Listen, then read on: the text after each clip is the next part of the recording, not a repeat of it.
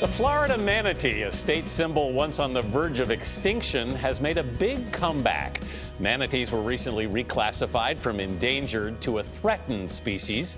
Some worry the enormous mammals will lose special protections they need to save them from their #1 threat, people. Mark Strassman is at Lowry Park Zoo in Tampa with how boaters are putting the restored manatee population at risk. Mark, good morning. Good morning. This tank is part of the Manatee Hospital here. The 2 manatees in it both needed critical care after they were hit by boats. The vets here heal them, but first they often just have to try to keep them alive. The larger debate here is whether manatees should still be classified and protected as an endangered species. Florida manatees are gentle giants, about 10 to 12 feet long, averaging 1,300 pounds, grazing slowly on plants in shallow waters along the state's coast. So what I'm looking for now is any kind of movement in the water. Mike Dunn helped us find a handful of them. Manatees right there about 3 o'clock. It took him 10 minutes because they swim right behind his house in Crystal River, Florida, where his charter boat takes out tourists. I really do care about them. They're a great, gentle creature. They remind me of the Volkswagen in the early 60s. A Volkswagen was really ugly, but everybody fell in love with it. Manatees are the same thing. But in Florida, fast boaters repeatedly mow down manatees.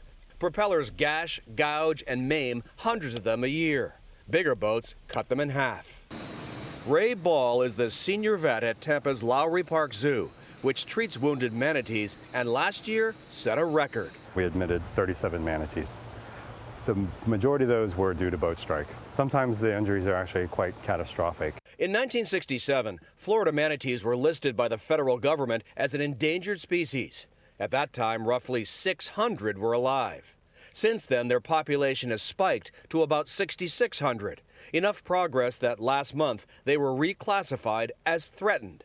Animals were out here being killed kind of one after another. Pat Rose should be celebrating the reclassification, right? He's not. This aquatic biologist is also executive director of the nonprofit Save the Manatee Club. Why is the reclassification likely to hurt rather than help? It can hurt if it's not scientifically and also legally justified. So then you start to pull back protections, which they say they're not going to do, but we know there are user groups that want the laws reduced and they want to be able to run their boats faster. As a practical matter, what difference does it make? The amount of money that goes into protecting endangered species is often more than what goes into a threatened species. As the manatee herd here has grown over the last 4 decades, Florida's human population has also boomed.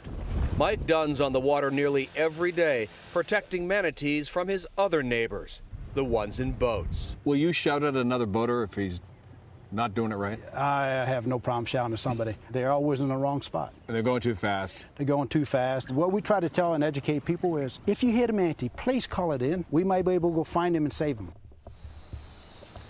Many manatees are hit repeatedly by boats. Experts estimate that 80% of manatees will be hit at least once. Something else to consider, these manatees both are doing well. Experts here have high hopes they can be re-released into the wild. Mark, Norah? thank you so much. That's good advice. At least if you hit them, call somebody. They could possibly save them. They can do something. I love the comparison to I do too, Volkswagens. Anthony, yeah.